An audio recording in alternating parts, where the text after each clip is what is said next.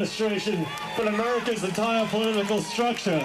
These guys were opposites. They're like a married couple that were total opposites. But they had one thing in common. They knew they were the Ramones. Yo, what's up? A lot of you didn't vote last year. A lot of you weren't even registered. If you think that keeps the politicians up at night, forget it. A lot of them don't want you to vote. That's why they make registrars think so hard. Makes what? Washington, what are you afraid of? You know, I really liked Joey. I really liked him, you know, and I really respected Johnny, you know.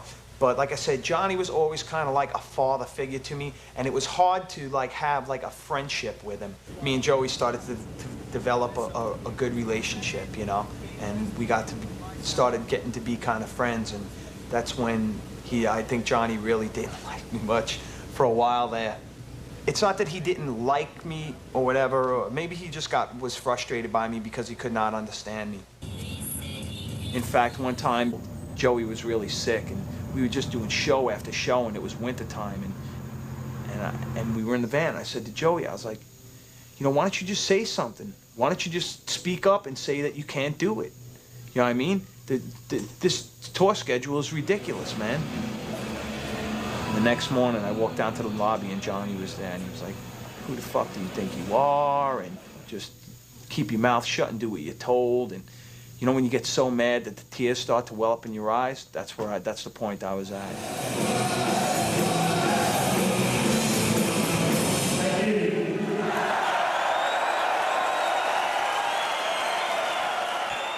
I think, honestly, to tell you the truth, is that is how Johnny knew to do it. You just keep going, and you keep going, and you don't let up. You just go and go and go and go and go. And maybe that's all that Johnny knew. Johnny was the glue. He managed the band's financial affairs on the road. He was tough. Joey, on the other hand, respected Johnny for his business acumen. And Joey had money. And if any time during those 20 years Joey wanted to leave, Joey could have left. And he didn't. What he did need was, he needed the fix. The fix being the Ramones.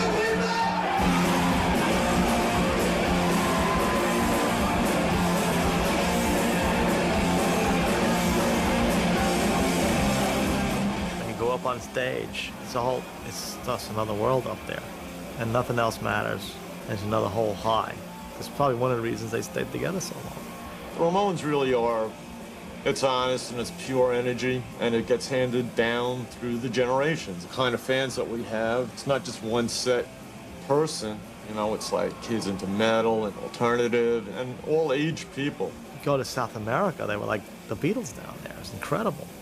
Y además, exclusivos de Canal 9, los Ramones. It's like insane.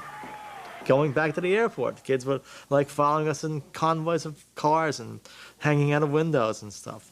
Great fucking glass. This is sick.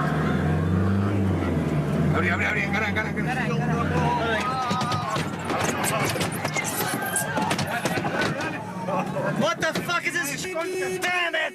Oh, man. Jesus Christ! It's always fucking something. Things are bad over there. Brazil is, you know, a country where, you know, 1 million abandoned kids in Rio that are sniffing glue and robbing the businesses, so the business owners hire these delinquents to kill children. Whew. That's heavy. And bands like the Ramones kind of help these guys express a little bit of catharsis about their situation, how bad the situations are. It's like London in '76.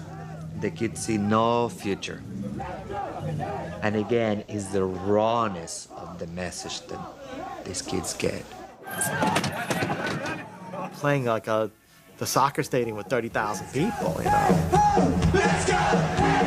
Let's go!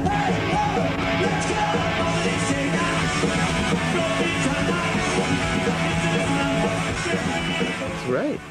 You can see what they could have turned into everywhere else. And come back to the United States and have to play these clubs. Like a Philadelphia little club in Providence or something, you know? It was very depressing.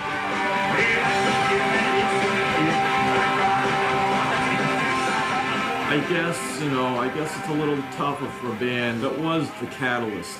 And it always seems like it's the pioneers who, they don't get the full glory.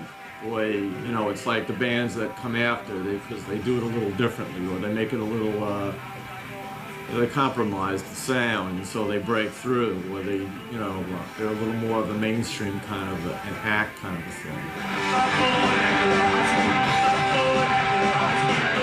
When alternative music started to hit, that was our chance to break, and we were right there. We were on that threshold.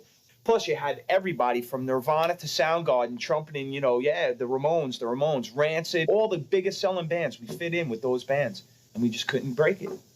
I think that's the point where they were like, we're done. FM 106.3, Modern Rock of the Jersey Shore. Joey, I'm sure everybody's been asking this question over and over again, so I just want to get it out of the way.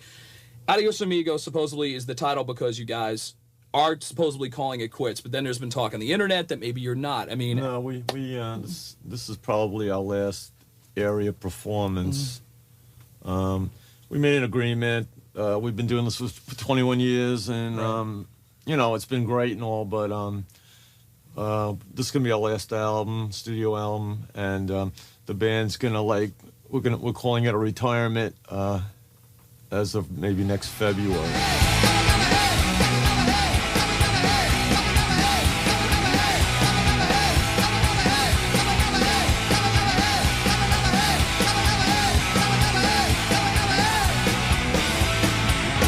Thank you.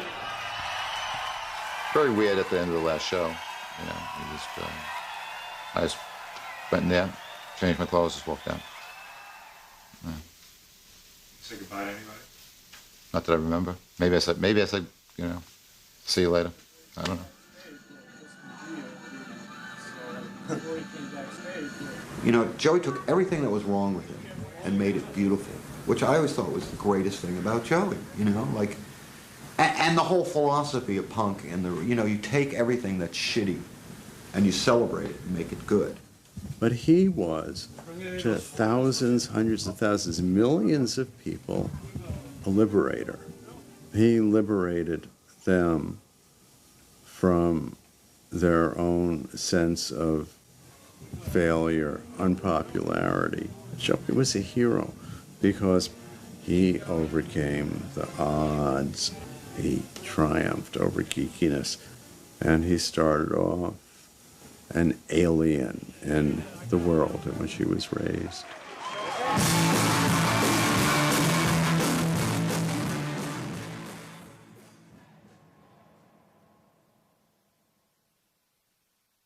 Joey was never the healthiest person in the world, but he was one of the strongest people I've ever known, you know, and he managed to fight off anything and everything all the time. So, you know, one had the impression that he was going to go on for, you know, forever, you know. He was totally convinced that he was going to live. He was completely convinced. 4 days before he died, he was refusing to be fed by tubes down his throat because he didn't want his vocal cords damaged.